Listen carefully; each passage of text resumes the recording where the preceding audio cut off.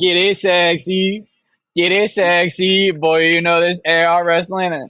I ain't lying. Sorry for Yeah. that biffed intro, but welcome back to the AR Wrestling Let's Podcast, get ladies and gentlemen. We have an it. absolute banger of an episode with me, Alex, and my co-host, Ryan. What's going on, Ryan? Woo! Let's So get sit it. back, relax, and enjoy.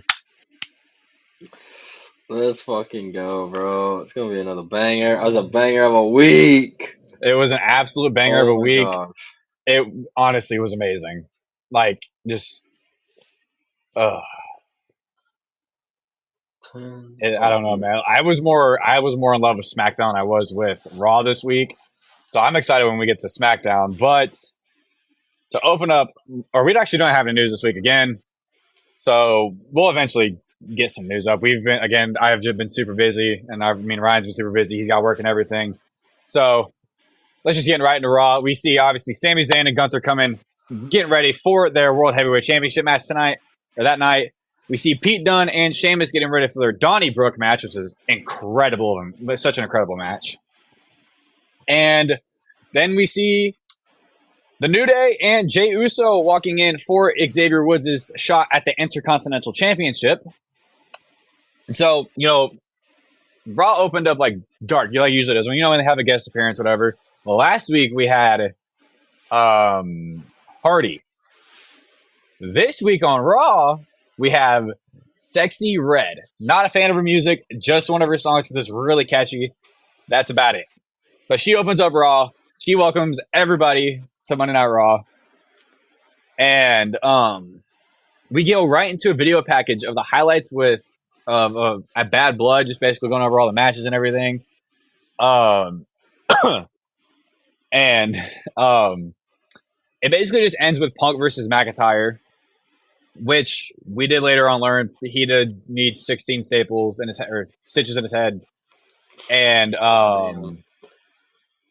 he was actually bleeding like really profusely. And like there was talk, I was reading about a little bit of it today. There was talks about having the WWE medical team be brought in, but this is the reason why I love the Hell in a Cell match so much. The only reason they stopped the thought of bringing a medic in to check on Drew and Punk was because it was the match stipulation, Hell in a Cell. That was quite literally the only reason they did not bring in any medical personnel until after the match. Wow. Meanwhile, compare that to WrestleMania 39, the last Hell in a Cell match that we had, when Balor had his head cracked open by a ladder and he started pouring blood. They ran in there right away to cover him with towels and close that wound up. Wait, WrestleMania 39 had a Hell in a Cell match? Yeah, Edge versus Balor. Nuh-uh. Yeah. Oh my god, I forgot about that match. Yeah. Because I watched that. I watched that entire PLE. I just completely forgot about that match. Yeah, colorful kendo sticks and chairs and shit. That would, I think, because at the time it was a different era. It was still majorly the PG product, and that was essentially, I want to say it was right after WWE made that deal with TKO, or not TKO, Endeavor. Mm-hmm. Something around that. Yeah. But later on that year, we would obviously get the return of the best in the world, the Second City Saint, the voice of the voiceless, CM Punk. And he comes out, but he stays at the top of the ramp. And we all could see how banged up he is from Atlanta. He's limping. He has his right elbow and his right wrist are both taped up heavily. I did notice his right wrist also does have a brace. And there is the bandage on his forehead and a bandage on his cheek, just showing the scars from Hell in a Cell, dude. It was amazing. Mm-hmm. So he basically just gets CM Punk chance showering him as he does weekly, as he should. He is the best in the world. And he goes, "Is it good to be not dead in St. Louis on a Monday night or what?" I was like, this motherfucker is just... He's living. I'm surprised. I'm surprised this motherfucker's still walking. He's alive. Damn it. He straight up. Do you remember where Raw was last week? I don't remember. But no, it was Evansville. Denver, but I don't think that's right. No, it was Evansville. Evansville. No, it wasn't Evansville because Evansville was in September. That was. Oh yeah, no, that was the week. That was because Evansville was Monster wherever the fuck he was. Yeah, it was. Because it was Monster versus Monster. I thought Monster versus Monster was at the end of September. No, that was Evansville. Like that was the show before Bad Blood. That was the Raw before Bad Blood. Then yeah, damn. The last 3-hour Raw. Yeah, that's right. So, he basically went from Evansville to St. Louis to Atlanta, back to St. Louis because he went to St. Louis for NXT to make that appearance. In Ethan Page's and Trick Williams' NXT Championship match, which we do get to see an appearance from both of them this week, which is on the main roster, which is to me is fucking cool. Love it. But he goes, he's been through hell, and while being there, he might as well just been set on fire. Punk isn't in any condition to be in the ring. He isn't even in any condition to be there, but he's alive. But he doesn't feel like it. I mean, he's also a winner, but also doesn't feel like it. Saturday came up with a lot of questions for CM Punk, but he's banged up pretty bad, and he really wants to thank 3 groups of people after Hell in a Cell. His fans, the ride or dies, the ones who just been chanting his name for 7 years, and then when he made his return 3 years ago, they still chanted his name, and then when he came back to the biggest company, they were still chanting his name. But he also gives the fans props for their help. You know how the wrestlers, they thrive, they straight thrive off of the fans and everything they do for the business. Like being there is so exhilarating. I mean, obviously for our listeners who have never been, it is very exhilarating. Whether you get to a house show or a main roster show, NXT, PLE, whatever it may be, it is always exhilarating to be there. I love it. We went to a SmackDown, SummerSlam, and Fastlane, and every time that we were there, I don't know about you, Ryan, but for me, my adrenaline was pumping all 3 hours or 2 hours in the time for SmackDown. Mm-hmm. But he also wants to thank his peers. Go ahead. I absolutely love going to fucking WWE shows. I've been to more than you have. Yeah. I've been to a Raw. I think I've been to 2 Raws, actually. No, I've been to 1 Raw, 2 SmackDowns, Fastlane, SummerSlam, 3 live events, I think. And all of them are amazing. Like I love going to WWE events live. They're just like popping off. Oh, like God, back then it wasn't even the product that it was now. Mm-hmm. It is just wow. Like I love this shit. Like just oh my God. I've never been more like I'm a person who hates drama. I've never been more wanting to be involved with drama since watching this. So that's just me. Yep. But after thanks to fans, Punk wants to thank the peers. The ones who are behind the screens, behind the cameras, behind everything. And then there's the ones who are in front of the cameras. He wants to thank everyone. He wants to thank all of his peers. And his third one being the people that absolutely hate this man's guts. Because he thrives off of that shit as well. He doesn't just thrive off the fans. He also thrives off the hate that he gets. Because it makes him want to do more. It makes him want to be better. So, he says there's a fine line between love and hate. But since he's been back, he's turned that hate into cash. And, he keeps telling people, keep doubting me. Dude, I love this. Keep doubting me. It's perfect. But he's going to go home because he hasn't seen his wife in 5 weeks. AJ's in LA, right? Or today, or right now, I think. So I want to know how much time they had together, or if Punk went to LA with her, because she's got some book thing going on right now. Because I follow her on Instagram as well. But she's got some book thing going on. I think is what it is. I don't remember. But he says he also has a lot of flowers to get her because he hasn't been home in 5 weeks. So we don't know when the next time we're gonna see CM Punk. So I'm going to chime in real quick here. I think there's a reason that he kind of hammered that line home. If you don't know, he hammered that line home. Don't know when the next time I'm going to be back. I don't know when you're going to see me again. I think the next time we're going to see him is the Raw after, or maybe a week or 2 after the Saudi Arabia show. I don't think Punk's going to be on that show whatsoever. I hope not. prove, or one, to sell Hell in a Cell, the injuries and shit like that, and Yeah. two, because of the fact that he's publicly announced that he is against the Saudi Arabia deals that WWE has made before he was signed Yeah, by WWE. it wasn't even like, oh yeah, there was that. But now since he signed, it's more like he's got to like simmer down to it's not the Saudi shows that he hates, it's the laws over in Saudi that he hates. Because the laws It's are not all of significantly it. It's the fact different that it than was they a are blood. here. It's the fact that he called out for being a blood money deal, and the That fact as that he had well, a yeah. reporter killed for calling out a corrupted regime that's trying to hide everything with like all this flashy entertainment bullshit. It's just all the shit that's going on in the Middle East. I wouldn't be like I hate to say this, but with it being the Middle East and how like chaotic it is over there, I wouldn't be surprised if a WWE show got attacked. Like I really hate saying that, but like it's just true. Like to me that is true because of what has been going on. Now, if the security is ramped up significantly while it's going on, then that's different. Mm-hmm. But right now, I don't see it as. I see it as being safe. I hope it never happens, but I could see it happening in the future with how scary everything's getting right now. How scary everything's getting right now over in the Middle East. Damn straight.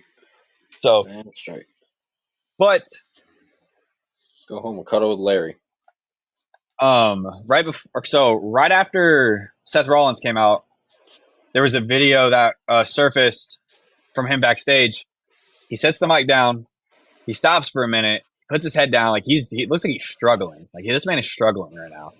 So we really might not be seeing CM Punk for a while. I'm honestly, I wouldn't be mad. I wouldn't be upset if you returned at the Rumble again.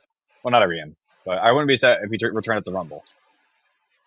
Like just to kind of help, like you said, sell that because I mean he might have a legitimate wrist injury, but nothing's been reported, so I don't know. Right?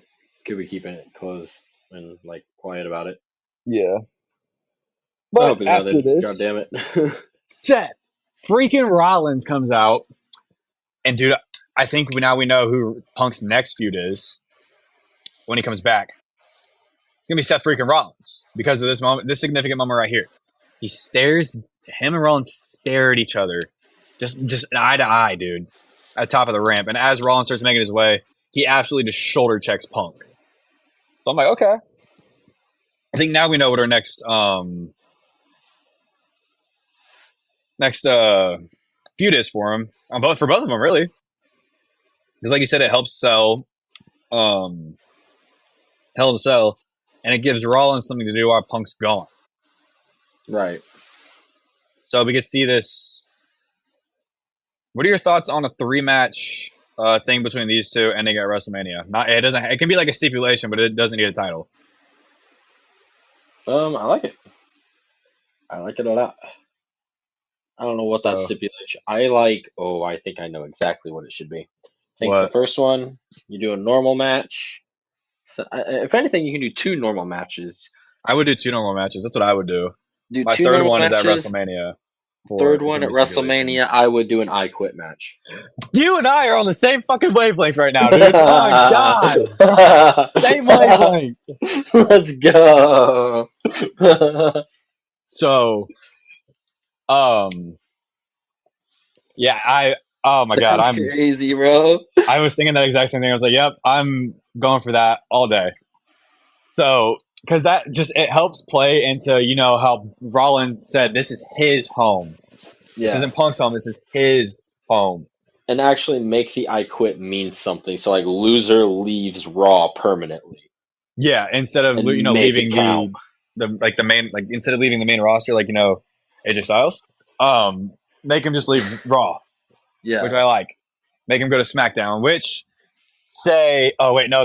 we would already be 6 months out of that. Fuck.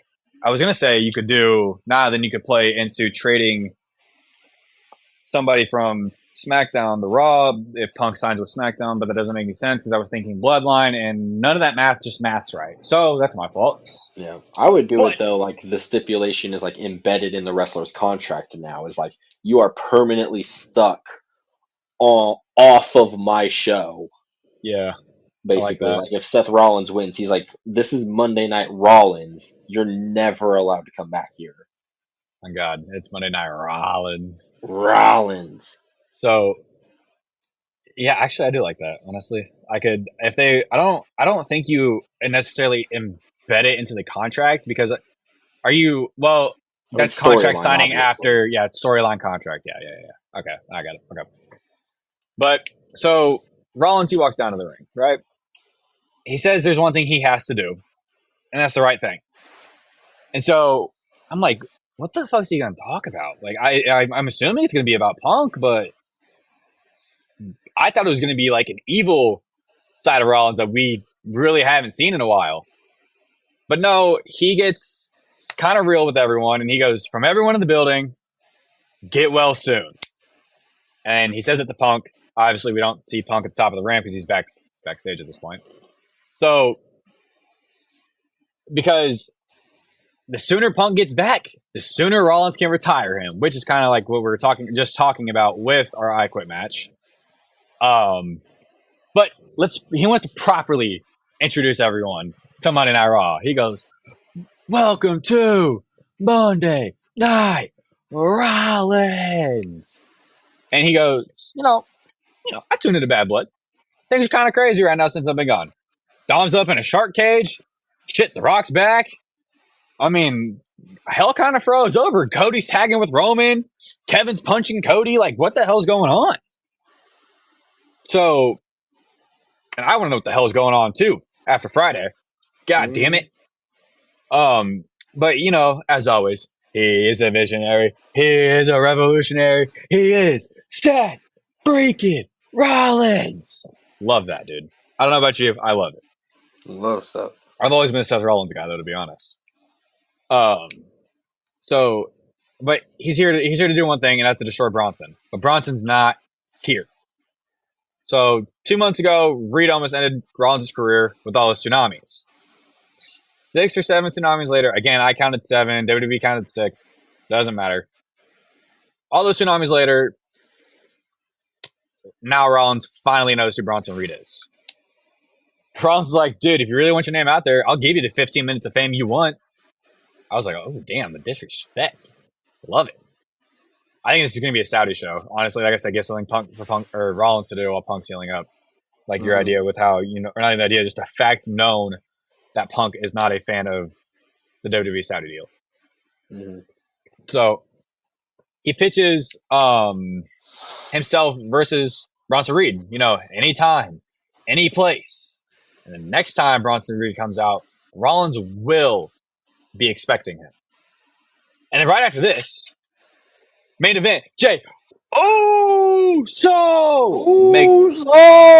makes his entrance, which I was like, okay, is Jay going to cut a promo? Because I know his matches tonight, and me being still used to the 3-hour format, I was like, okay, Jay's going to cut a promo, then we're going to do his match. Well, we just got into his match. So he comes out, jamming out, whatever to his music, but I kind of like the significance of Jay coming out right after Rollins got done speaking. With it being that, Rollins and Jay, they have history. Yeah, they kind of had a stare down too, I noticed. When it was the Shield and the Bloodline. Roman Reigns has been part of the 2 most dominant forces, in my opinion, in WWE history. Like, obviously, you had your Mega Powers, you had DX, you had NWO, but nobody, was able to destroy the roster and still get away with everything and still win gold like the Shield and the Bloodline did. That's facts. That's just facts. After he makes his entrance, we get into the Intercontinental Championship match. Main event, Jey Uso versus Xavier Woods, who was with Kofi Kingston. Love it. Love seeing Kofi ringside. I was kind of thinking, I was like, is Kofi going to get involved in this match or not? Because I really wanted to know. Mm-hmm. So just to kind of cover some highlights, Woods was able to dump Jey onto the floor, and he was able to hit Jey with the super kick and attempt, some fancy top rope move, but Jey was able to catch him with the kick and hit the Uso splash for the win. And so, again, I think this match with Xavier does help, but I don't want to like make them match as something super important. It's more, again, like I've been talking these past few weeks. It's been the storyline that's been attached to these matches. Xavier Woods right here. I'm about to get to it. Jey Uso, he showed respect to Kofi. He goes, Kofi, respect. Like, I love that energy out of you guys, whatever. But Jey tries to go to do the same thing to Xavier. And Xavier's like, bro, what? Like, he gives him this nasty look. It gives Jey Uso the cold shoulder. And Kofi's like, dude, what the hell, man? Like, why didn't you, like, do that? And he's like, and Xavier's basically like, oh, so you're just going to, give him a handshake after my loss? Am I going to give him a handshake after my loss? Like, he's getting in his head again. This is Monday Night Raw is Kevin Owens, essentially, right now. But they call him the unpredictable badass for a reason. Braun Breaker comes out of nowhere, spears Jey, and then Kofi goes to help, but Xavier didn't want to help. And so Xavier gets involved by helping, or by trying to get Cody up, but Braun super spears Xavier Woods, then super spears Jey in the ring, and finally closes out with him raising the IC title. I think this is another Saudi match, to be honest with you. I think so as well. Braun Breaker's going to win it back, and this is going to really hear me out. I'm okay with taking it. Look, I am like you and I both know. I want to Uso's biggest supporters. But like in terms of, I'm looking at it in a storyline booking situation. You don't have to have him win or have him lose, but have Braun take back the title that essentially, I wouldn't say made him, but helped build his character. So you have him win it off Jey in Saudi, and it's going to kind of play into what we saw on the closing moments of SmackDown. But I think Jimmy Uso is going to get involved after the match to save Jey, because I think Breaker's going to try to super spear him one last time before he steps out. And that way you get closure on Breaker and Jey, and we finally get that opening that we've been waiting for months of Jey joining the Bloodline again. I like it. It does make sense. It's also a way to get Breaker within his first year, a way for people to call Breaker a 2-time IC champion. There's that, and it also gives him like a better contenders. You get Xavier Woods. I mean, we obviously have Xavier Woods, Kofi Kingston, your Pete Dunne, Ludwig Kaiser. I'm talking, we get Bronson Reed back in the mix. We get Braun Strowman in the mix. Fuck it, let's do it. Put Karrion Kross in the mix. Put the Miz back in the mix. Like, you can put all these names in the mix. It would do, which I think it would help some of their careers, realistically. Like, especially Karrion Kross, because still, I can't, like, I like the idea of what the Final Testament is doing, but I don't like the Final Test. I don't like Karrion Kross in the Final Testament because they come off to me as like not in-ring stiff, but like they're verbally like stiff on the mic. Mm-hmm. So that's why I don't, because I'm a big fan of promos. I love promos, dude. That's where the story hides for me. So that's why I choose to like really, Ryan, you notice I write a lot of notes for promos. Like, I almost write everything they say word for word, but it's because I feel like almost everything is significant in some sort of way. Right. Which so far, some of it has tied back to some shit we've written up before. So I don't know. We'll see. But after this, we get into Rhea Ripley's promo video going over Bad Blood. And she says Liv hasn't beaten Rhea by herself. This is fact. Rhea wants Liv. But first, she's going to have to go through Raquel to get to Liv. And when she gets through Liv, she's going right after Dominic. Which I kind of like the idea of keeping that thing going. But I think after you beat Liv, I think you get your closure on this. I don't see the significance of Rhea going after Dominic, although he did cheat on her. But I don't see the significance in the sense of why this is so important in the potential future with Rhea. Because right now she's close to signing a 5-year contract as of like Thursday. She's already signed it? Yeah, last I heard, she Word. already signed it, or That's a she dub. not already signed it, but she signed it around that time. Yeah. So that's W. Then we get a PFR video package. The same thing we've been getting for weeks. Everyone has been saying this is what they've been thinking. What do you think? Viking Raiders. Viking Raiders, yeah, but they're going back to their old name being the War Raiders. I like it a lot. I want them back hella I want to bad know what because the hell that the is letters just. mean. I know, right? Wait, I'm very curious by that, but that is just a big old tag team full of big meaty men. Smack a Smacker man, Man mate. Me. And I love Viking Raiders. They're really awesome, dude. Fucking Ivar doing the Doom Salt is one of the greatest, like, things to ever, like, happen. I It's haven't. amazing. I'm looking at a rune translator because I want to know what this means. I haven't. No, I don't think anyone's really done this because I haven't seen anything of it. Runes to text. Okay, so it's what is it? Where is it? PFR. Wait, it literally just means war. So yeah, I'm 100% the War Raiders. Or What is it good for? Anyways, um, so after this though, we get Jackie Raven backstage with not Braun Strowman, Braun Breaker, and she's confused why Braun did what he did. He looks at Jackie and just walks away. But nothing said. Um, so after this though, we get to see a replay from Crown Jewel and or not Crown Jewel. A replay of Triple H announcing Crown Jewel, that ugly ass title. I hate it. In my opinion, that thing is so ugly. But there was a tweet. There's a Triple H tweet that did come out about Kevin Owens, and I'm trying to find it. Oh, I don't know if we did cover this. Candice LeRae is now WWE I'm pretty sure is the first WWE Women's Speed Champion. Congratulations to her. Push her to the fucking moon.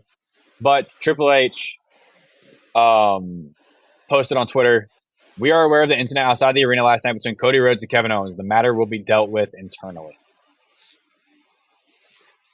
That's all we had on Raw Right.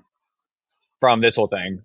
So after this, we learn Cody Rhodes is backstage. But before I move any further, I want to ask you about Candice LeRae. Do you think with her winning the WWE Women's Speed Championship, she will get a similar kind of style push that Andrade has? I hope so. I wonder what they're going to do with her character because last time she was on screen, she was a heel. She was the Like, poison pixie. yeah, she was being an asshole to people, like That's especially Jay and literally Bianca. it made But sense. That's why I loved it. I yeah, love Candice LeRae. I love her on screen and off screen like personalities because I also watch Johnny Gargano's vlogs and Candice is in every single vlog. Unless Johnny's on like a big right. ass trip, like he's about him, Andrade, and a few others about to go over to UK for the UK tour. So, Yeah, but it'd be awesome. after this, we see The Miz and Karrion Kross backstage. They're chatting it up, but there is the "There You Are Wyatt 6" glitch, and I threw two ideas to you. The Miz, which I think it ties back to The Miz because of the B team, if I'm not misunderstood. It was Curtis Axel, The Miz, or no, it was Bodo Alice and Curtis Axel, but they were part of the Miz Taraj in 2016 and 2018. That's what it was. That's what I meant, Hmm. not the B team, because I was texting you about the B team. Right. Or do we think this is the Final Testament versus the Wyatt Six? I Honestly, think. go ahead. You Go first. You ahead. first. I You want to first. hear You it. No, first. actually, okay. Okay, me first. Yes. Okay. I think it's gonna kind of be both. And what I'm hoping most for is Final Testament versus Wyatt Six, but I think it's gonna like start out as Miz versus Wyatt Six, and then Miz is gonna get his ass absolutely handed to him, obviously, and then Cross is gonna walk up and be like, "Hey, you need some help?" And then we're gonna get faction warfare, like really good faction warfare. So I'm hoping for. essentially, the Miz short term joins the Final Testament. Is that what I'm getting off of this? If you wanted to, because then you could do. Or is it like if you want? Is it one of those if you want to call it that? If you want to call it that, you can.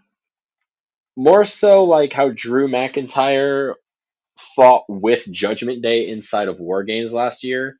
He Yeah, didn't wasn't that join Judgment. because He didn't join Judgment Day why was he in War Games? I forget. Was it because because of he, Rollins? yeah, because he just hated everybody else that was on the other team that much, That's true. and So he was like, okay, well, might as well. I I like that idea a lot, but I think my idea was before I heard this idea was you or just the Final Testament and um uh the Y6 because to me everything lined up. So your tag team is obviously um Dexter and Joe Gacy. You have them go after AOP. Then you have Eric Rowan go after Karrion Cross, and you keep Paul Ellering and Uncle Howdy out of this as obviously the manager, the quote unquote managers. But in the women's aspect of Nikki Cross and Scarlett, you have them go at it too, just like you had Scarlett, or not Scarlett, but Nikki Cross and Ivy. thank you, Ivan Nile went at it. Because Oh yeah, I will say Scarlett does have some in ring ability. it does work out. The only reason that I added Miz to the Final Testament is because then you get Dexter and Gacy versus AOP, you get Rowan versus Cross, and then you get Howdy versus Miz. And then you also Right, get Nikki Cross versus Scarlett. right, and that's why I said that was like my idea was before that. Now I like your idea more for that. So we'll see where that goes on Monday. I'm excited to see what goes on I hope because something big happens on Monday with it. I do too because we got a lot going on Monday. Wyatt's haven't actually been on TV in like They have been on TV a month or something like that. since the street fight. Yeah, so that's been like a month. So um You're always close to it. yeah, I don't know where we're gonna go with this, but I'm excited. So after this though, um we get to the Donnybrook match. Sheamus versus Pete Dunne. And oh my God, I was so happy when this happened. Wade Barrett did it, not as good, but he did it in his own way. He goes, "It's fight night!"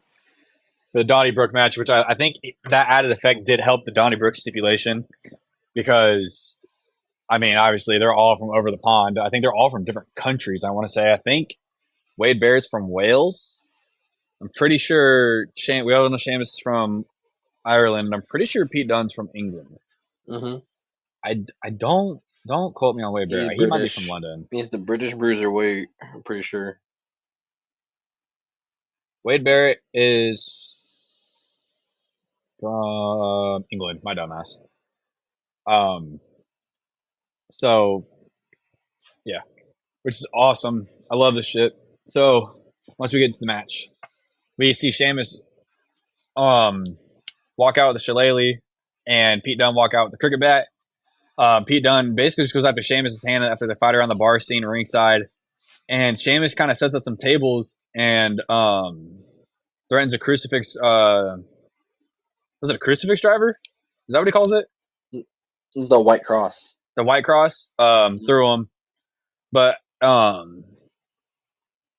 Sheamus is able to hit a white noise off one of the Whiskey Bros through a set of tables. And I want to point out, as they were ringside, Pete Dunne grabbed a drawer and broke it over Sheamus's back, and it didn't break the way I thought it was supposed to. I mean, obviously, you're swinging that thing, you can't obviously control it fully.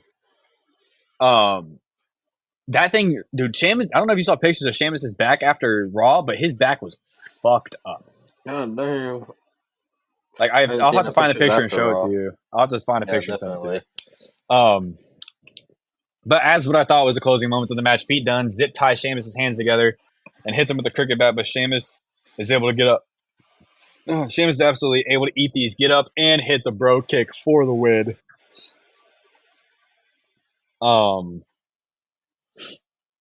Which I loved. I kind of honestly really wanted Pete Dunne to go over here. I didn't want Sheamus to go over because Yeah, I that could have agreed opened with the you, honestly. that could have opened the door for Pete Dunne so much more.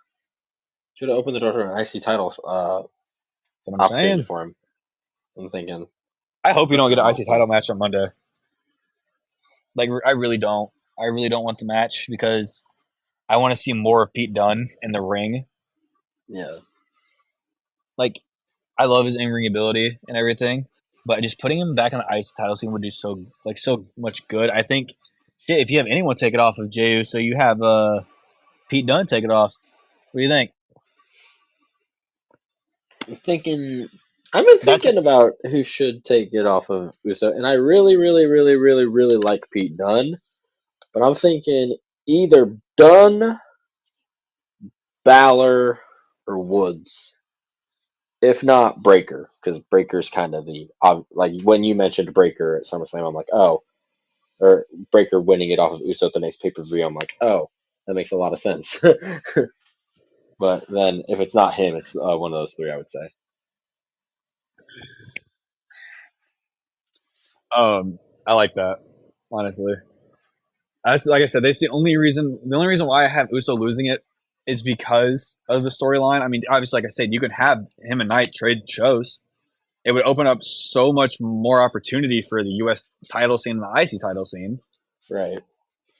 Which I think it makes more sense to almost interchange them because what? It makes more sense to interchange do that because um, like I said, it just opens up the scene more. Like we get Kaiser, we get everybody in the U.S. title scene, and then flip it over. But I also do realize, to me, you obviously have the WWE Championship, the most prized possession, and then you have the second most prized possession on Raw. So you have the most prized mid card possession on Raw and the second most mid card on SmackDown, which kind of evens out the belts in my eyes, at least. I don't know about you. Yeah, it makes sense. I mean, would you like to see a title swap? Honestly, no. I don't like. I mean, it gives me flashbacks of Charlotte Flair and Becky Lynch's title swap, and when they used to do that, and the brand split from 20 like when Vince McMahon was doing the brand split and would constantly switch the belts back and forth, and then Right. there was a period of time where the SmackDown title was the Raw title, and the Raw title was the SmackDown title before we got what we got now. And And then, like, Vince, he was smart in what he did, but he fucked up a lot of shit towards the end of his, it tenure. yeah, it's obviously different. It's obviously different because this isn't a Raw and SmackDown branded title. It's the Intercontinental and the US title. But it's just like it's not something I would personally want to see. I like having those be the established titles for those shows. Like this is our mid card championship. It's not going anywhere. If you have that title, you are locked into SmackDown. Period. I like that clause in the brand split because that's a new one. I think. It helps out a lot. It helps out with the brand split too. It keeps the legitimacy of it. Yeah, that's just my take on it though. I would like to see a way to switch Uso and Knight though. Like maybe without the belts, because I do think LA Knight needs a mix up on who he's dealing with, and I think moving him to Raw would be a good move. And Uso obviously needs to get back with the bloodline. They need his help, man. They need his help. Yep. You know who also kind of needs the bloodline to help about War Games? How you've been literally just absolutely hammering this idea. Like you haven't stopped for weeks, and you won't stop until we get it. Jackie Redmond is backstage with the WWE champion, the American Nightmare, Cody Rhodes. You know, he can't speculate everything on Bad Blood, especially what happened there. You know, he's just here to figure out what it takes to be Crown Jewel champion. And I was kind of like, why is he in a good mood right now? And then, like, now I'm looking at it, why was he in a pissed off mood at SmackDown when he could have kept a pissed off mood all week? I don't know. That's just me. So he walks backstage and runs into Sami Zayn. You know, they got history together. But Sammy warns Cody that he could be the one at Crown Jewel that's facing him for that ugly ass title. Ugly ass title. Yep. And yeah. Yeah. Where was I at? As Cody's getting ready to walk away, he wishes Sammy good luck in his match, and that's about it. I noticed Sammy kind of had a interesting look on his face. He's kind of like, dude, what the fuck? Yeah, even though I think they're going to be on the same team in September now that you've hammered this idea into my head. You do think they will be? Yes, you yourself, Ryan, have single-handedly driven this into my head so much that this is the only thing I can think about. Do you want to know something crazy? What? Well, don't tell me you have a new idea now. Don't tell me you have a new idea now, because then I'll feel dumb. I'm a lot less confident in this idea now. Damn it! No, okay. So I'm still gonna call it now. I still think it's gonna happen. It's just like now with this whole Kevin Owens thing, it's like, do they do the KO rematch at Survivor Series instead, and then that's how they move him out of the Bloodline storyline? No. No.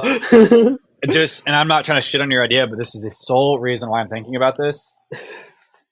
Have Randy involved. But that comes with what you're gonna go over on SmackDown, so I want to wait to develop on that idea. Okay, yeah, facts. So, we see a replay of the last Monster Standing. Last week we learned that Braun Strowman is not at Raw either, but it was not publicly announced on television, but it was publicly announced on social media. He's got a torn groin, or not a torn groin. He's got a groin injury. It could be pulled, torn. We don't know yet. So,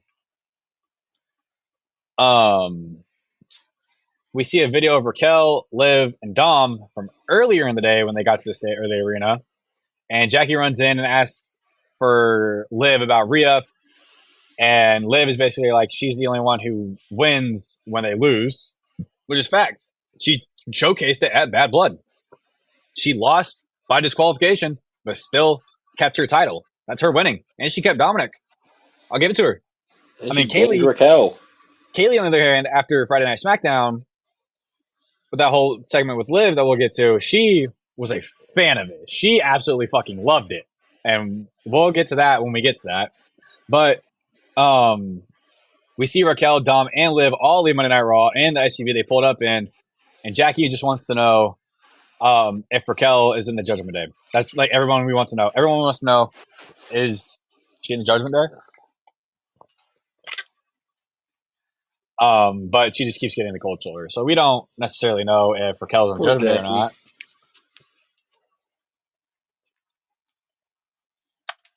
But after this, we get to see Adam Pearce backstage with NXT General Manager, The Rock's daughter, Ava. They just talk, NXT in St. Louis is coming up, that next night. Then the challenger, I'm pretty sure, for Trick's title, Ethan Page walks in. Shakespeare, I got a problem with one of your guys. And Pierce is like, oh, really? Who? He goes, can we go chat about CM Punk? And Adam's like, well, I'm not going to lie to you, dude. I didn't appoint CM Punk as ref. Ava did. And Ava says, well, while he is right, I am off the clock. So I really don't want to deal with you right now. So bye. I didn't watch NXT, so I would assume there was probably something on NXT. But as this happens, again, we see another appearance of Sexy Red, her walking in, and Ethan Page just absolutely gets upset. But when Sexy Red walked in, she looked at Ethan Page and goes, aren't you the one who lost a trick? Which made Ethan Page get upset and walk out of the room, which I thought was fucking hilarious. To me, that was just. I like the inclusion of showing these stars now, because this week we got Ethan Page on Raw, and we get a tag team on SmackDown, which I'm really excited about. I was so excited for that match. I was really pissed off about the screen time they got. But go ahead. I'm like, so I'm curious now. Do we get to maybe a CM Punk run in NXT after his return, where he faces Ethan Page in I a say couple Ethan of Page gets called matches? up. Or maybe preferably what you just said, Ethan Page gets called up is what I would like to happen. I say that because he lost the Trick on Tuesday again. So, he's going to stay in the developmental. I think we see him at Royal Rumble, though. Honestly. Think so? Mm-hmm. I wouldn't be surprised. Maybe him and Punk stare off in the Rumble. Maybe. So, after this, though, we get to a 10-woman tag match. And I don't know if this is advertised, but my head was thinking 5 different teams, not 2 teams put together and then 5 women put together. So, yeah. Basically, though, start out, all of them start brawling. I love these types of matches, dude. It's so nice. It's just nice to have those chaotic moments.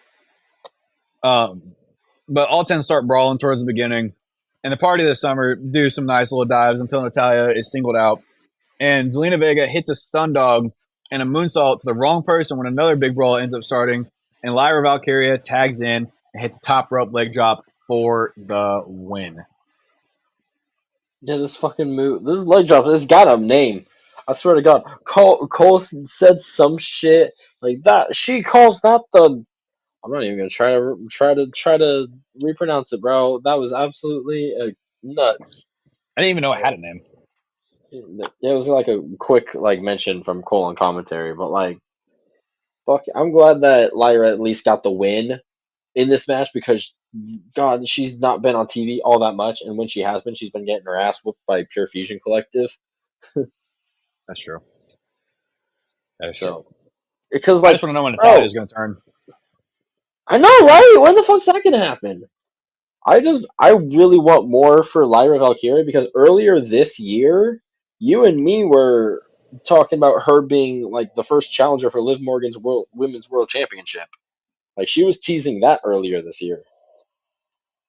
Yeah, because that was wasn't that the lead up to King and Queen of the Ring? Yeah, it was the lead up and the aftermath of King and Queen of the Ring. I was so mad at the time that Nia won, but now seeing how Nia's character has developed since that very moment, I've loved it. Yeah, same. Because we got a little snippet of the greatest show on Broadway to ever exist, Pretty Deadly, the musical. Yes, boy. Yes, boy. So, after this though, after the match, we do see a picture of the Crown Jewel poster of all 4 champions staring off. And after that, we see a Gunther and Sami Zayn promo video. Just kind of the hype up for the main event, honestly. I'm kind of interested though, after Crown Jewel, on what that title is going to mean, or if Triple H is going to stick to, okay, it's kind of like the Andre the Giant Memorial Battle Royal or the Greatest Royal Rumble winner. We have a yearly winner. Well, it should have been they fucked up the Andre the Giant one. I love that they kept it for a long time, but they just started having stupid winners for a little bit. But have it okay, we have this annually every year. Yeah, that I'm still kind of confused on that. Oh, use that as a pre-show. Yeah, they can at least use it as a pre-show. Right, use it as a pre-show. Have a pre-show for both nights and make it matches. Night 1, you do for the women and the men's. Yeah, a men's or a women's. Do a one for I don't know who you could do for the women, Mae Young or something. Because I'm pretty sure the Mae Young has a tournament for, or at least she did. They stopped the doing Mae that. Young Classic or something. dude, But in like, which I we don't know. got a lot of stars I from. think they already have one for the women, but I can't remember. I might be So wrong. I might be just tripping. I don't remember anyone's for the women's, but you have. I don't see you doing anything after the Fabulous Moolah after everything she pulled backstage. I think you do Mae Young if anyone. That's just my opinion. So I'm kind of I kind of want to know how they're going to do this, Mm-hmm. and if they're going to like keep like a record board or something, or how they're going to do it. Because on Giant Memorial Battle Royal, you have the plaque. That belt is big enough where, like, if they wanted to, they could use the side plates and just use that as where they list the people who've won it. That's true, They've done that bro. with That belt is the size of Liv Morgan. literally. If Liv wins it, then like we're never gonna be able to see her from fucking behind it. It's amazing, dude. Why is it a rectangle? What the fuck? Why is it the size of the World Series trophy? Why is it the size of the Lombardi? Why is it the It's size of the Xbox insane. Series X? Why is it the Literally, I'm size of the looking at it fridge? right now, and it is. But after this, we see a promo video of Bianca Belair and Jade Cargill kind of just talking their feud with Damage Control and their match for next Monday, which I already have ruined for me. I'm not going to ruin it for you because I was trying to find an article on Raw, knowing it was pre-taped, but I wasn't expecting to see the finishes. So I'm really pissed off. I'm still going to watch it, but I'm not as happy about Monday Night Raw as I am now because a lot of it got ruined for me. Damn. The entire show, actually. So I'd be pissed. dude, that's why I didn't say anything to you about like that's why I didn't tell you anything that I already knew was going to happen, but I did tell you about it. Damn. After this, though, we get our World Heavyweight Championship match. The challenger, Sami Zayn versus The Ring General. Gonta. Gonta. Sammy, he starts kind of scouting Gunther's offense to start getting the upper hand until Gunther starts targeting his arm. And throughout this, Gunther's just having a heyday with Sammy. And they kind of end up going to the outside though, and Sammy's able to hit an exploder, gets the barricade, and able to hit a haluva kick. But Gunther ends up decapitating Sammy as he attempts a third haluva kick, which sets up Gunther's 2 power bombs for the end of the match, and Sammy's just kicking out. So I think Sammy's not necessarily Gunther's kryptonite, but I think we finally figured out what put Sammy away. He put him in a sleeper hold for the finish, which I think I love. I love the finish for this match. Mm-hmm. Like it almost, I don't want to say it buries Sammy, but it plays into the line of "You're not on my league. You don't deserve this." And how do I get Sami Zayn to quit? Yeah, literally. Like, Gunther looks like an absolute beast. Like, this is the third time in a row that he's done this to somebody. He did that to Priest. He did that to Randy. He did that to Sammy. So if this is going to be Gunther's new finisher, is just putting people to sleep, I'm all for it. I think he's only going to use it when he can't put him away with his brute force. You know what I'm saying? When the power bomb doesn't do the trick. Yeah. I don't know. I agree. But these two have just undeniable chemistry. It is. I love it. All the time. And I love every Gunther match ever.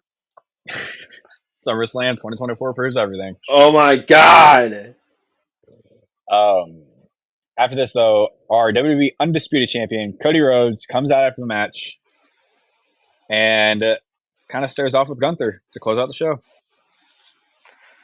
I'm disappointed that this match is happening on the Saudi show, but I'm like, I can't help but just lose my shit when I see that match graphic of them facing off.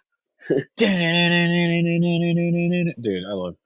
I'm excited to see this match, honestly, but again, I do agree with you. I'm a little upset it's not, or it's in the Saudi show. Yeah, we're gonna see it. We're gonna see it at like 3:30 p.m. when the show starts at 1. Yeah, literally. For our West Coast, it is like 10 p.m. or 10 a.m. Ah, damn, bro. Start your day off with some wrestling. Honestly, why wouldn't you? Why wouldn't you? So that's amazing. That's all I have for Monday Night Raw. There was something. There was one more thing I was gonna add to this match. What was it? What fucking was it? I don't know. You tell Oh, me. god damn it! God damn it! God damn it! God damn All it! the shit I want to talk about is in the main event of SmackDown. Shit! I forgot. Okay, yeah, no, I remembered it. So I want to know, or I want to at least give WWE some credit. I don't like the Saudi shows and shit like that, but they have gone now from being absolute shit shambles of old DX versus Brothers of men Destruction. nearly killing themselves and DX giving versus Brothers themselves of Destruction. concussions before coming out for the match and dropping Undertaker on his head and Fuck you, yeah. Goldberg. And now we're getting like Gunther versus Cody. We got everything like from the past couple years, which I think is relatively good. Like it's obviously not Agreed. great, but it's all right. It. I think the Saudi show definitely left a bad taste in our mouth after um, Vince's regime.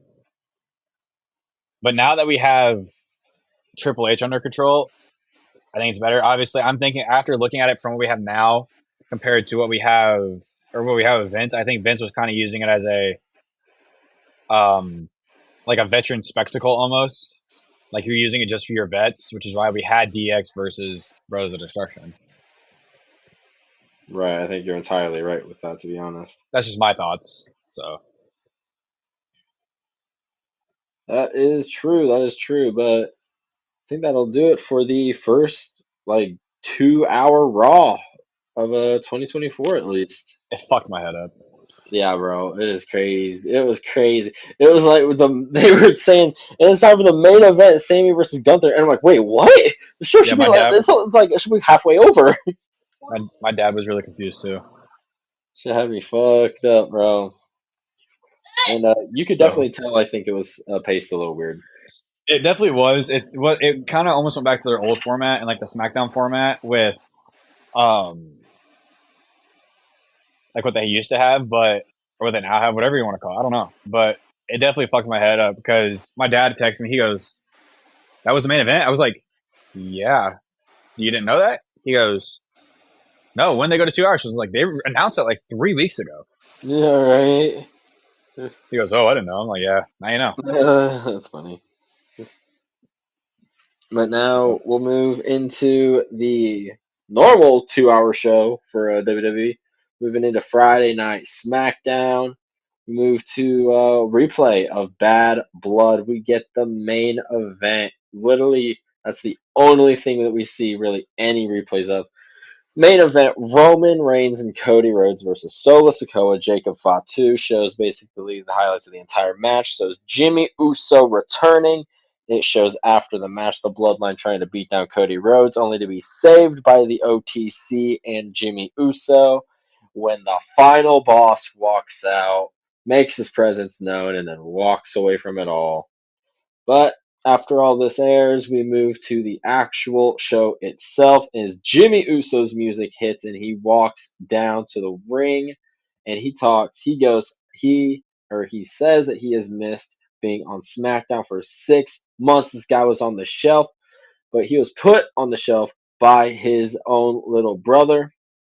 As he starts talking about this, he gets a bunch of welcome back chants. We all love Jimmy Uso. He's back. Uso! Like I said, though, he was put on the shelf by little brother Solo Sikoa. And he talks how that when he was home, he watched the TV. He saw that Solo didn't have the balls to say anything to Jimmy's face. He didn't have the balls to tell Jimmy that he was kicked out of the bloodline, to do it to him, like punch him in the face himself. He had Tama Tonga attack him from behind to kick him out. I was And like, "Oh, so damn straight. I But got like I Jimmy back said, on." yeah, we got Jimmy back, but he says he's been jumped by Solo's bloodline. This is all about Big Bro versus Lil Bro. And he plans on kicking Solo's ass like he's done for their entire lives. This is when Roman Reigns' music hits.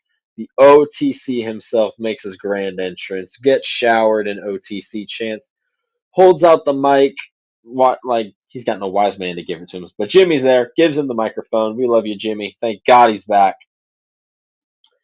And he I'm so basically happy he's says that back. he likes to run stuff systematically. Same, bro. Jimmy Uso is just he brings the energy, bro. I'm glad you We got know. I Uso on forgot. each show, but I for forgot. real, he says that the OTC he likes to run stuff systematically, but we gonna change it up a little bit.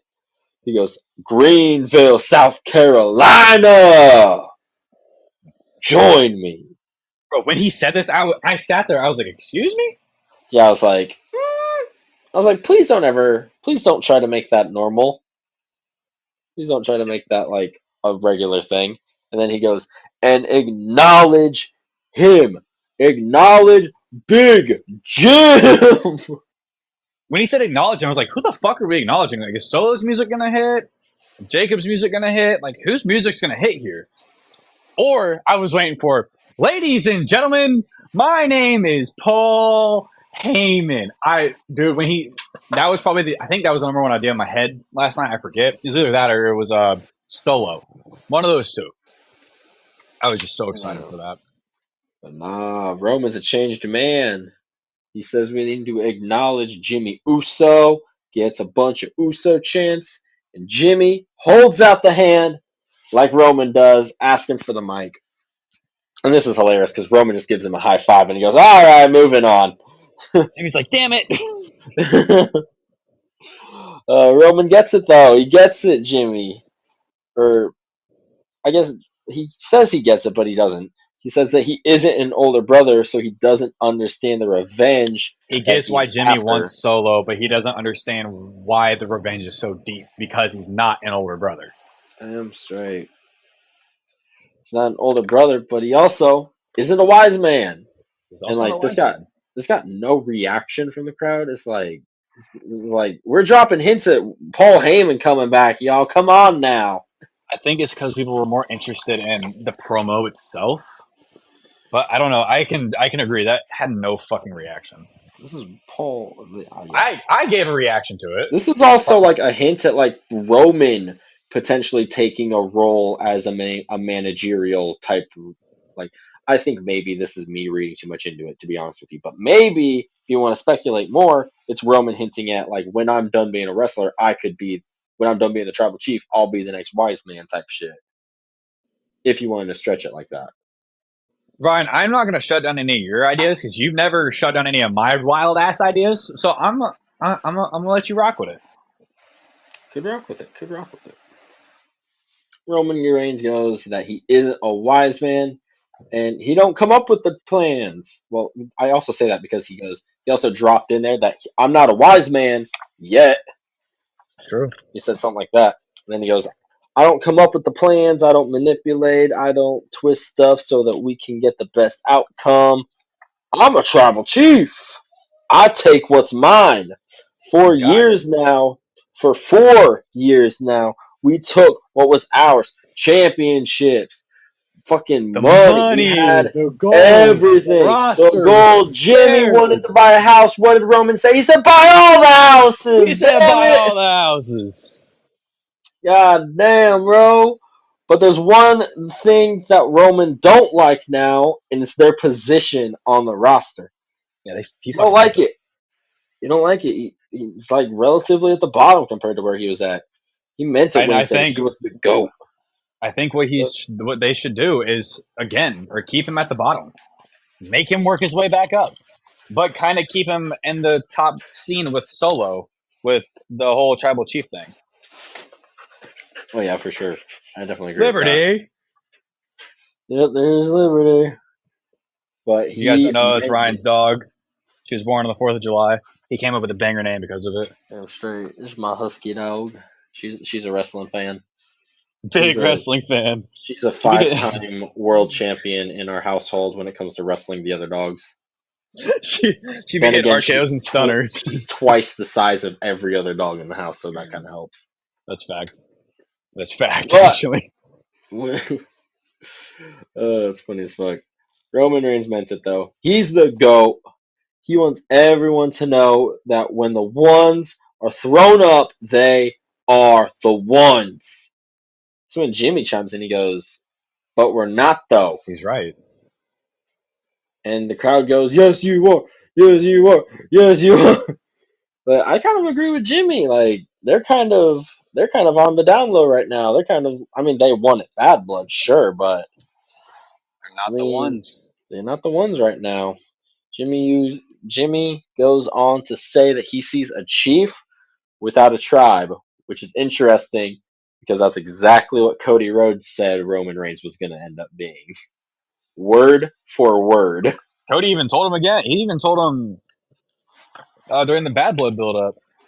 Mm-hmm. Sees a chief without a tribe. Roman's got no Ulafala around his neck. Jimmy came back not because Roman wanted him, but because Roman needed him. He Fact. didn't. He wasn't asked to come back. He saw that Roman wasn't capable of taking down the entire bloodline alone, so he had to come back to help him. It's all facts, no cap. It's all facts, no cap. Another fact is that they can't take down the bloodline alone, and that they need help. Yay! Yay! Yay! Yay, bro. Yay! The crowd started going crazy, yeeting all over the place. Crowd goes Jimmy, nuts. bro, Jimmy said, I thought this was going to be a tease because I thought Jimmy was going to go on to say Cody, honestly. But he was apparently talking about Jay. Because then he goes on to say, I know one person that we can get help from. Crowd Hear me, continues yeeting even louder. Go on. hear me out with this idea that you just threw at me. I think it is Cody. Now that you threw the Cody idea, because Jay's not willing to help right now. He's not going to want to help them. Sammy's not going to want to help them. The only person that is willing to help Roman Reigns right now is Cody Rhodes. Right. That's why I like the Cody idea so much. But, with me, yay! Yay. I definitely think he was talking about Jay in this promo, but I think it'll still end up getting like Cody will still end up joining the team. Oh, yeah. But I think in this particular scenario, he's talking about Jay. Yeah. I'm more And happy on the Roman Jay idea, but the Cody idea was a very good thought as well. sticking to it, stick to the guns, stick to the guns. It's gonna happen. Hey, we're getting some guns next week. We'll get to that. We'll get to that. I'm excited as fuck for that. But Roman drops the line. Drops the line that broke my heart, bro. He goes, "No yeet." I like how he was still playing into the no yeet thing, honestly. Yep. He's not a full babyface Roman. He still holds those grudges, and he's still like an anti-hero, really. Yeah. I like that about him. And Jimmy goes, "Roman, you'll forever be my tribal chief, but he's the only one in the family that still acknowledges Roman." So when they kind of have a stare off as Jimmy leaves, and when he's on the ramp, they continue to stare down a little bit, leaving Roman alone in the ring. I think Jimmy almost, I don't want to say it, but Jimmy almost takes control.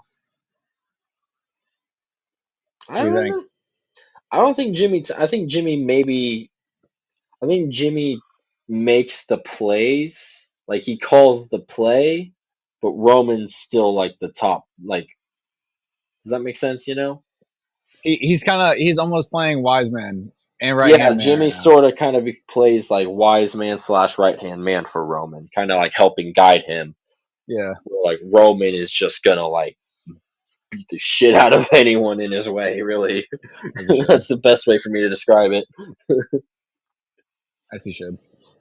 hmm But then we go backstage to the United States champion, LA Knight. Yeah! Yeah. And we're going to get ready for a United States championship match. It is Carmelo Hayes versus LA Knight. Yeah! I don't care As how this many times you say match. that man's name. Yeah. Yeah! Yeah! Yeah! Fucking love the dude. LA Knight's like still one of my favorite wrestlers on SmackDown, if not my favorite wrestler on SmackDown. He's fucking awesome. Yeah. Yeah. As this match gets started, they eventually brawl to the outside when we see Andrade El Idolo arrive at ringside through the timekeeper's area.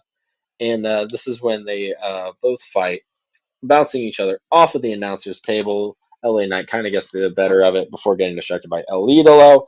Same happens to Hayes, and this continues till Hayes gets back in the ring, mocks Knight as he holds control until hitting the signature elbow and stomps. Mello hypes up a Styles clash that Knight fights out of to score an elbow.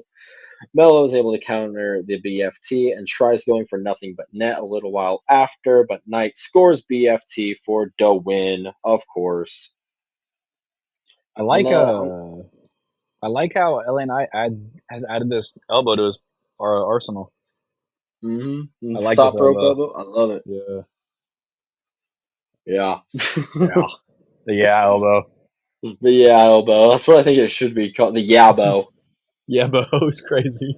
Yabo. On the outside, though, Andrade tells Mello, "Hey, bro, put the fries in the bag." Just like last week. Just like last week. Damn. Get roasted, Mello. We're then going See. to We're then going to continue with our show-long storyline of Jimmy Uso / Cody Rhodes, and just all of this really, with Jimmy walking backstage when he runs into the American Nightmare, and Cody wants to thank Jimmy, and Jimmy says, "Bro, consider it a thing, or consider it a favor, but don't be looking for any more of those because Jimmy gives respect, all that, but he's handling family business with Solo." But he's been holding shit down. He taps the title, says respect to Cody Rhodes before walking out. Mm-hmm. We then get a promo video for Lash Legend and Jakar Jackson. Well, this is really I all to hype up. This is I'm all to so hype up happy. the women's tag team championship match between what is it? Meta Girls, I'm pretty sure is their name or Meta something like 4, that. Meta Girls, something like that. I don't care. I fucking love this team. I Oh love this yeah. team. Lash Legend is just an absolute monster in her own right. And Jakar Jackson is very talented in her own right as well. I've seen more from Lash Legend than I have Jakar Jackson. So that's just the shit that I've seen. Damn straight. But we get a quick promo from them saying that they came to SmackDown to win the women's tag team championships. And Alex, got something you want to say there? They better keep them on the main roster because they're so fucking talented. Please. I'm tired of seeing the same 3 teams cycle in this women's tag title scene. Give me Party of the Summer. Give me Lash Legend and Jakar Jackson. Give me Candice LeRae and Indy Hartwell. Like, come on, I need new teams. Bring in this team. I That's agree just with you. my They thoughts. seem main roster ready from the looks of it. I have seen, honest to God, nothing other than this match from this team. But they seem main roster ready for the most part.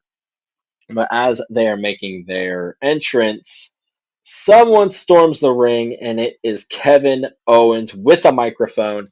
And it is made very clear that he's not supposed to be here. He quickly shouts into the microphone that he got kicked out of the building, and that before he can really even say anything, he really only just mentions Cody Rhodes' name, teasing that he's going to start talking about what happened at Bad Blood when security rushes him. He then drops the microphone that's been cut off, no feed coming through, to grab the headset off of Corey Graves' head. R.I.P. Corey. R.I.P. Corey, never heard from again. He then Never. starts screaming into the microphone, Cody, or no, I didn't turn on Cody Rhodes. Cody Rhodes turned on me. Like, this Yeah, I was is like, what all the hell? Cody Rhodes' fault. Which, I mean, he's not the most wrong. I mean, in terms of him saying that he wouldn't tag with the bloodline again, yeah, okay. But in the terms of to keep the bloodline away, I don't even know, dude. Like, I think it just plays into. I hate the fact that Cody's WWE run this past 2 years has been bloodline only, essentially. Yeah, same. I And I hate the completely past agree. 4 years for Kevin. It's been the same thing, but like, just like these guys make it. Like, oh my! I think Paul Heyman's still writing all this. It's just Yes, being produced by some. I don't know. Paul So, Heyman is still cooking in the kitchen. oh my God, he Oh, always cooks. Always cooks. as Kevin is going off, though, about Cody Rhodes, the man himself walks down the ramp and Owens gets into the ring, ready for a fight as security gets between them. Aldis eventually comes out too to keep them separated, but this is slowly starting to unravel as they get closer and closer. Randy Orton comes out to try to keep the peace. As he comes out, he kind of shoves Cody back, telling him that he's going to go talk to Kevin. Gets in the ring to try to control gets in the ring to try to control Kevin, who just elbows Randy in the face. I'm pretty sure he did this completely by accident though. But Randy, being the hothead that he is, he don't give a shit. He grabs Kevin, punches him right in the face, Punch right in the drops mouth. him to the floor. Right in the Drops him on the mouth. floor. Damn straight. We get a bunch of Randy chants, and Randy is even just like, God damn it, I should not have done that, or like, damn, like he feels bad, or at least something like he kind of regrets it clearly. Kevin Kevin's Owens looking is at him like, completely stunned. "That's big, little brother." Yeah, that's Big Brother coming in and telling Little Brother to calm the fuck down right there. That's me and Wyatt if I got away with punching him. I love my little brother, guys. I love my little brother, but sometimes we get like that, and it just I'm not allowed to touch him. We made a pact. That's crazy. So Damn straight. And now we move to the actual match that was supposed to happen when we cut to Trick Williams, new-ish NXT champion, sitting at ringside. Kind of important because Trick and Lash Legend are dating IRL. We also see Chelsea Green and Piper Niven ringside. They're upset that they haven't been given a title shot thrown their way in, like, at all. Like, I don't think they've had a women. Wait, no. I think they were women's tag team champions at one point. Am I wrong? I might be wrong. I might be what'd you say? tripping. Have Chelsea and Piper ever been women's tag champs? Yeah, I think They like have? 2 or 3 times. Yeah, Okay. Yeah, then I was tripping then. that was who. Definitely have. I think Jade and Bianca won them from, like originally. I think you're right. Hell yeah. But now, the match itself, this is just a hot take from me. You know, the Meta Girls had a really cool debut and all that. Bianca Belair is awesome. Jade Cargill, though, bro, she just has the fucking aura. She just steals the room when she walks in. She's just a fucking superstar. And I don't give a shit if y'all want to say I'm dick riding or nothing. Jade's a fucking superstar. And god damn it, put the world title on her now. Yes, But I ranted a little bit. Meta Girls attack the ESTs as the bell sounds, singling out Bianca Belair for a while. Legend ends up booting Chelsea Green over the announcer table, absolutely murking her. And I kind of hate this storyline where Chelsea Green stinks because of this dumpster match that happened a fucking yeah, week like she's ago. taken at least 7 showers.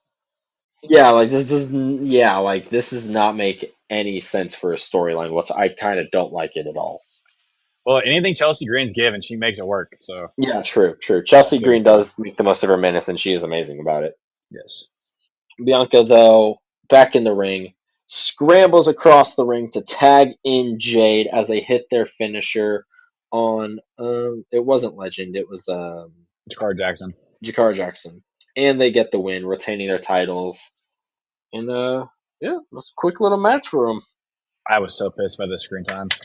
We finally got on the main roster and we got it ruined. Yep, then they get smashed by Jade motherfucking Cargill.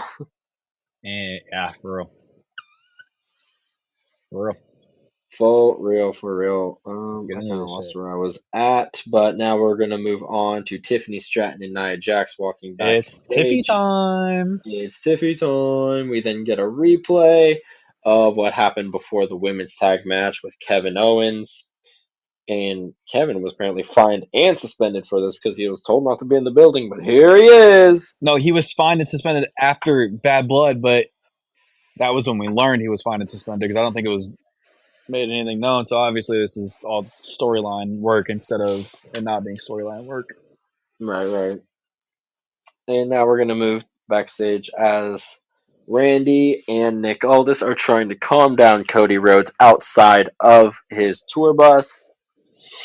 And Randy basically just says, bro, you can't be doing this shit. I need to fix this. I'll go talk to Kevin Owens. Aldis looks at him and says, man, I need you ready for Crown Jewel. Like, I need you to win this, he says. And it's like, is this really being pitched as like Raw versus SmackDown instead of like Survivor Series? I don't like them doing like a Raw versus Smack. I like the idea. A lot of people don't like the idea of doing a champion versus champion match, unless it's a title unification match. I kind of like the idea of doing this type of a match. I just really hate the fact that it's centered around the Saudi show. Well, I think we already know who's going to win this. I think Gunther's going to win the men's, and I think Nia Jax is going to win the women's. That's my thoughts. That's my opinion too. I think you're right. But then we get Cody Rhodes. He just walks into his damn bus. He storms in there. His bus is nice. Drives it away. Yeah, his bus is insane. He holds a YouTube talk show in there. It's insane. I don't know if you've seen the video that Brandy Rhodes posted, but it is fucking beautiful in there. Yeah, beautiful. And as it's getting ready to drive away, Nick Aldis says, look at you, Randy Orton, giving advice. Calming down the situation, of all people. For real. It was like, it's fair. Randy's got a history of being a hothead. That is fact. All facts, no cap. Mm-hmm.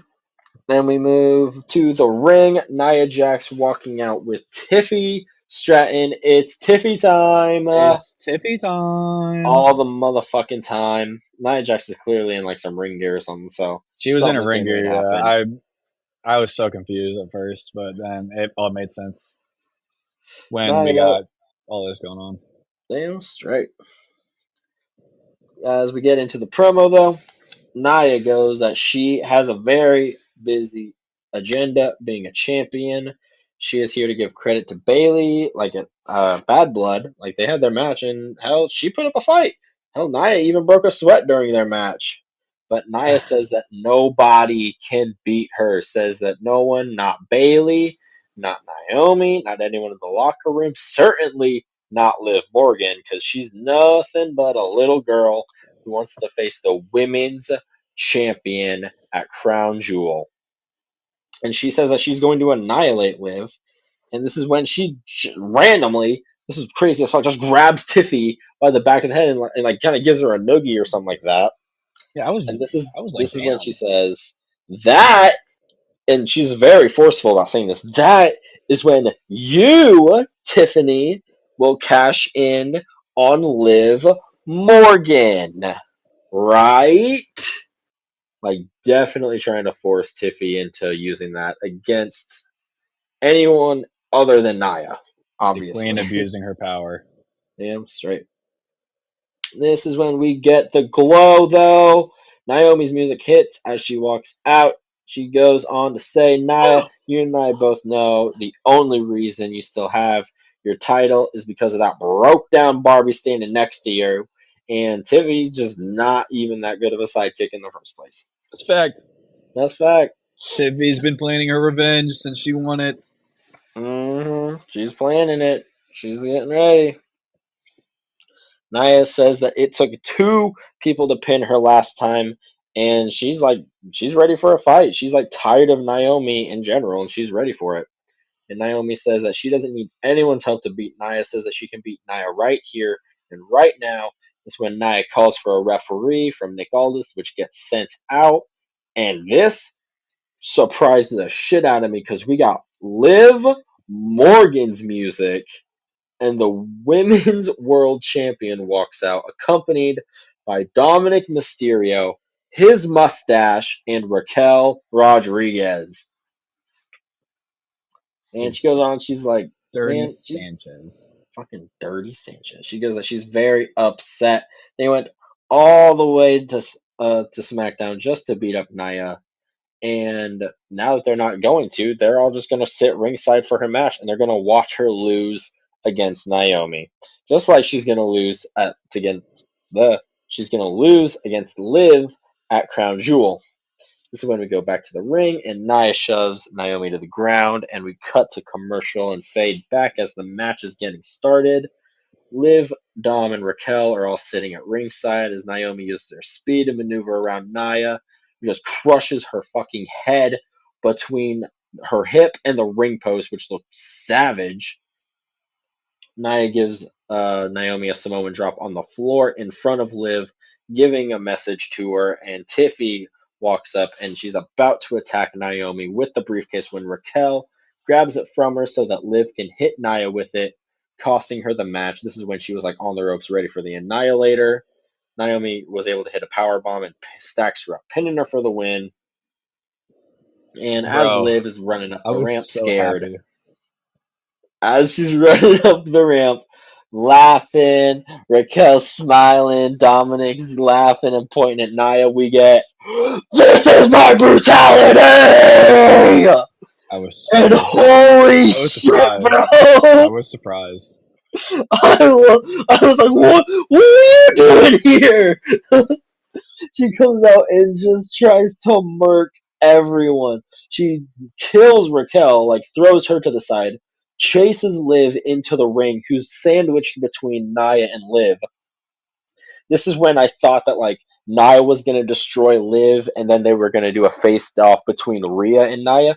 Nah, Rhea gets in there, boots Liv, boots Nia out of the fucking ring, and just owns everything as Dominic says Liv and Rhea stands tall. It's mommy's ring. It is mommy's ring. That was phenomenal. Very actually phenomenal. No, it's not phenomenal. AJ Styles. Whoa! What you mean AJ's not phenomenal? AJ's the most phenomenal. Brother came back after being gone for 4 months and basically sprained his ankle. Can't trust him. No, I'm just kidding. He's just getting old. Injury prone. Yeah, he's like 40. He's like 43. Yeah, he's up there. Now we're gonna go backstage to Carmelo Hayes. Oh, for real, Liberty? My dog's got squeaked. Hold on, like, hey, excuse you. Now we're gonna go to Carmelo Hayes. He's got an ice pack on his head. AJ's 47. AJ's 47. I'm trying to look like that when I'm 47. Holy shit! On God. Carmelo Hayes, though, backstage with an ice pack on his head, runs into Nick Aldis and starts complaining about Andrade interfering in his match. Last time Aldis checked his calculations, though, Andrade and Melo are 3-3 apiece, and that means that the winner of Game 7 gets a night for the U.S. Championship. This is when Melo kind of storms off as Santos Escobar and Legado del Fantasma walk in, and Santos is very confused as to why he hasn't gotten a title shot yet. He's handing, or Aldis that is, he's just handing title shots out to Andrade and Melo back and forth like crazy. Aldis, though, he says that Santos needs to bounce back. Santos is like, well, what about Elektra? I'm not just talking about me. What about Elektra getting a title shot? What about Los Garza getting a tag title shot?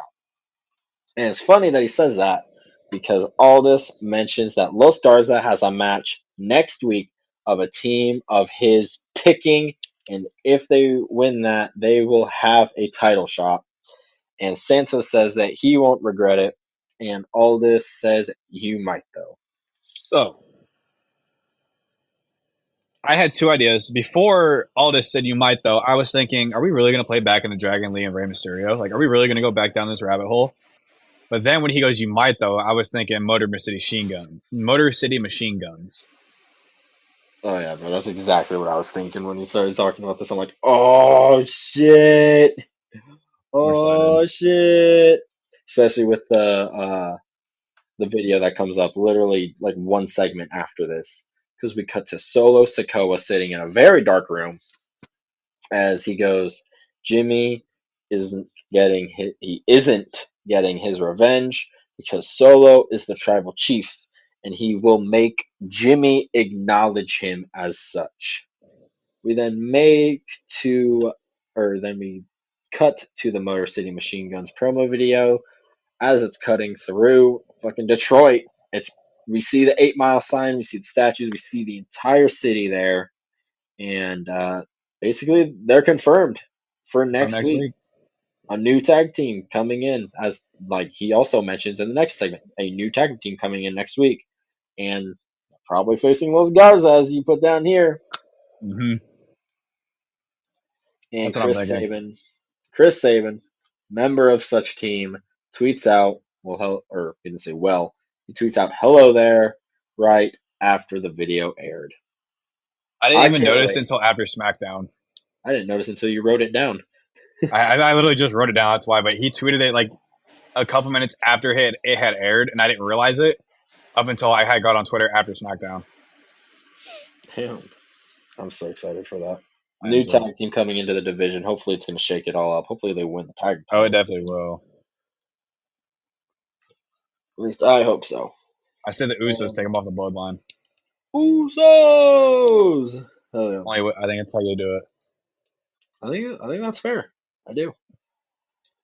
And we now get a replay of the final moments in the Triple Threat Tag Title Ladder match between Bloodline, Profits, and DIY, which was a crazy match. Absolutely crazy. And now we're going to cut backstage to Street Profits and DIY arguing. All this gives all of them their props for their match last week. But this is when he drops the hint that next week he's got a new team coming in, and he's gotta make a showcase for them. They're coming in, and they're probably gonna get a big opportunity. And this is when they just continue arguing like children. And honestly, this goes on for a very awkwardly long time. They just continue arguing as all this just kind of like he's like looking in the background of the. Like he's doing that argument. And he's arguing with them at the same time. He's like trying to calm them down while watching something in the background before he eventually just books it and just starts screaming. He's like, "Security, security, follow me, please, please, please." Gets out there, and what do we see? It is Kevin Owens beating the shit out of Randy Orton, who's just laid out on the floor, and he's just stomping him into the ground. Yells that he thinks he's picking sides and all this. If he's picking sides, then Kevin's going to make him realize that he's picked the wrong side. All this calls for medics and security, pulls Kevin Owens away from Randy, and the Vipers just left laying, bro.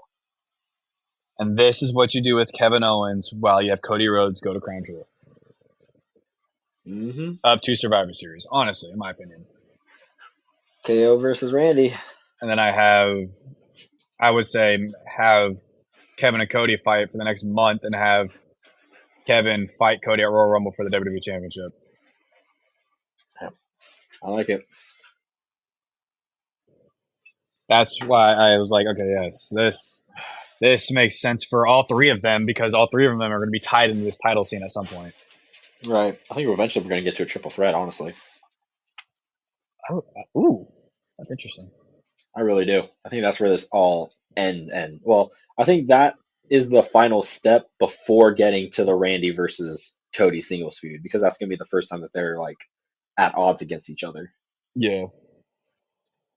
I agree. I have no idea when that happens, but I think that eventually is something that they'll do. And something I'm so happy that they did was make a music video. I don't know if you've seen it yet, but I've watched it. I'm also want to rewatch the Hell in a Cell match itself. But a music video for CM Punk versus Drew McIntyre's Hell in a Cell match. We get highlights of it in this. We get the announcement of the music video that gets released. Can't remember the name of the song of it, obviously. I just have a poor memory. Memory of a Goldfish, of course. But it was just an amazing match. Drew pouring blood was just a sight to behold. God damn it. Love it. I've seen something, and they're only going to bring back blading. Jesus Christ, say that 3 times. Say that 5 times fast. Only for key angles and like special matches. That's the only time they'll ever bring back or ever use blading. So we might not see it for a while. And if so, if there's any blood in between there, it is more likely an accident. Oh no, I hope so because that was intense. It was an intense ass match. The bumps those two dudes took were fucking insane. Yeah. Pretty fucking nuts. The damn steps into the back makes me sick every time. Bro, the way Punk fell through that table, like, it fucks me. And plus that hit from McIntyre, oh my god. Oh my god. The fucking just the sound of a toolbox bonking him in the damn head and Bro, I'm knowing what telling he you, looks like after that. those things fucking hurt. Don't ever take a headbutt from one of those. Those things fucking hurt. Donk. Oh, Damn. I've accidentally bounced my head off one of those. Not fun. Goddamn, bro. That would suck. But as we see this happening, we move to the main event of SmackDown. It is Solo Sikoa versus Jimmy Uso. Solo Sikoa first accompanied by the Bloodline. Little brother versus big brother. For the bell rings, though, we get a replay of the Bloodline taking out Jimmy Uso back in April on the SmackDown after WrestleMania when Tama Tonga debuted. No. And then Tongaloa showed up a month later. Mm-hmm. And then the And Samoan werewolf changed the fucking game. When did he come out? Was that Bash in Berlin? Or was that Money in the Bank? I'm gonna be real. I don't actually remember when it might have just been an Jacob episode debuted. of SmackDown, to be honest. Just because of how long we've been talking about when he's gonna show up, I don't remember exactly when he did. Yeah, me too. It's all muddied now. But then the match gets started. Jimmy gets overpowered by little brother until he does a suicide dive on the outside. Some cheap shots from Fatu, though, help Solo retake control of the match. Solo mocks Uso chants and does a hip attack in the corner. As this continues on, Solo's just dominating the match non-stop. Solo continues picking apart Jimmy, getting help from Fatu on the outside until a huge super kick floors Solo, but a distraction from Tama distracts the ref so Fatu could stop a splash, and Solo hits the spike for the win. After the match, Tongans and Fatu, they all get in there. Fatu does that absolute, well, it's basically what fucking Tiffany Stratton does for the prettiest moonsault ever, but it's Fatu who does it, and it's just a freak of nature. Yeah. He does that to Jimmy, absolutely murks the man. When Roman Reigns still does his grand entrance, does the pause for the music and everything, comes out there, does a Superman punch to Jacob, throws Tama and Tonga out of the ring. Superman punches Tama again. This is when Roman and Solo start throwing bombs at each other. The Bloodline get the numbers game advantage, though. When Jimmy goes after Jacob, Roman is just laid out on the floor. Jacob super kicks and moonsaults Jimmy again as the Tongans beat Roman up, and Roman gets Samoan spiked by Solo. Jimmy then tells Roman that they need help, Oos, as the Bloodline walks up the ramp.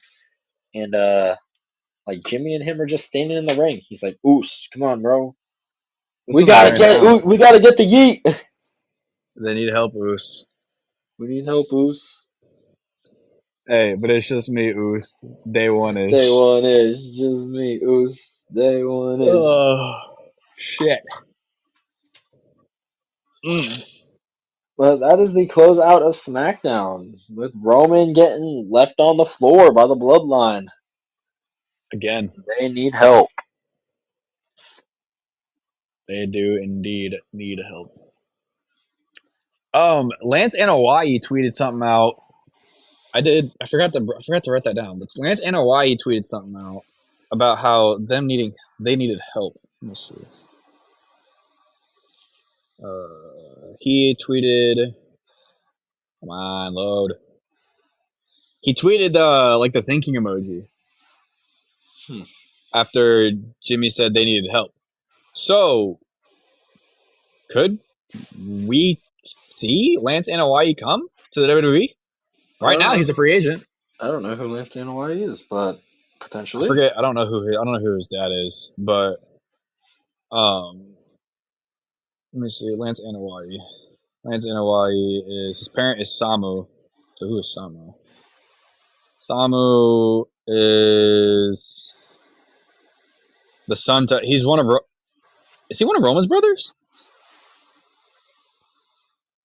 No, he's Alpha's kid. He's one of Alpha's kids. Alpha had 1, 2, 3, 4, 5, 6, 7 kids. He's a busy man. That's crazy.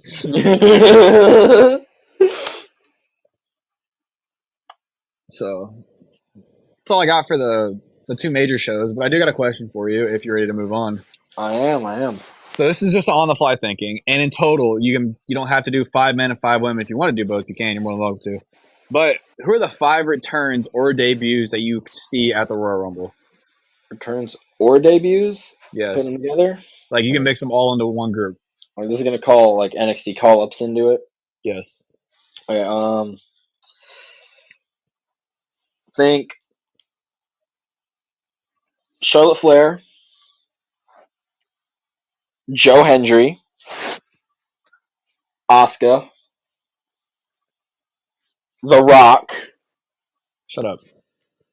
He's not wrestling at WrestleMania 41. Did you hear that? I don't believe it. I don't believe it either. I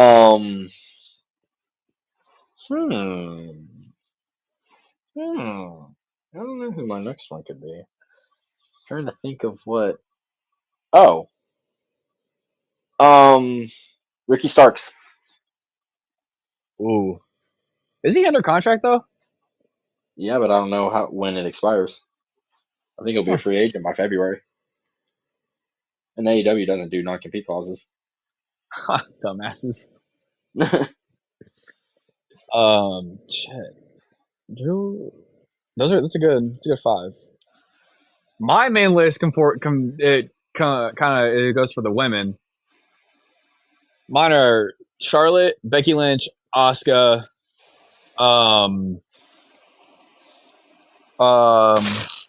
Alexa Bliss, and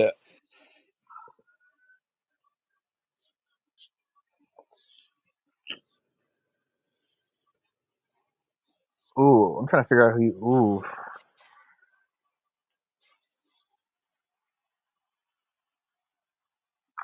I'm gonna have to probably get if I'm gonna go with NXT call. I'm gonna go with the safe pick of Joe Hendry. I would have gone someone like Roxanne Perez, maybe.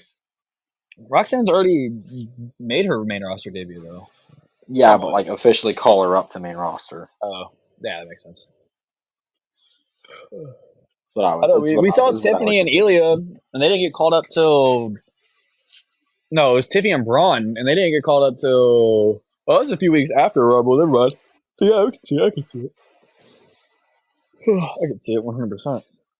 I'd love to see something like that. I love Roxanne Perez or everything that she's doing. I don't watch a lot of NXT, but I try to keep up with Roxanne Perez's stuff. I also like Cora Jade and Obafemi. Obafemi's a dog. Oh, shit.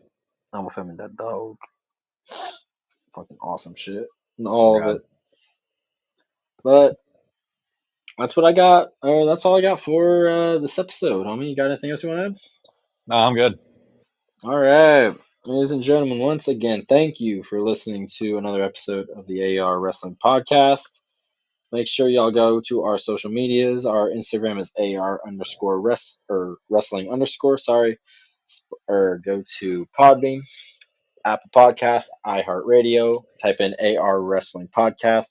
Go to the YouTube, type in AR Wrestling 1020. Also go to X, put in, I'm pretty sure it's AR Wrestling _. Thank you all, ladies and gentlemen, once again. Thank you.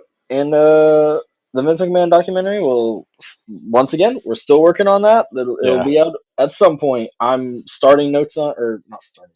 Yeah, actually starting notes on it. But I've already watched it all and stuff like that. I need to rewatch it and stuff like that. Yeah, me too. Extra notes. But ladies and gentlemen, thank you. It's always appreciated, and we'll catch y'all next time. Thank you.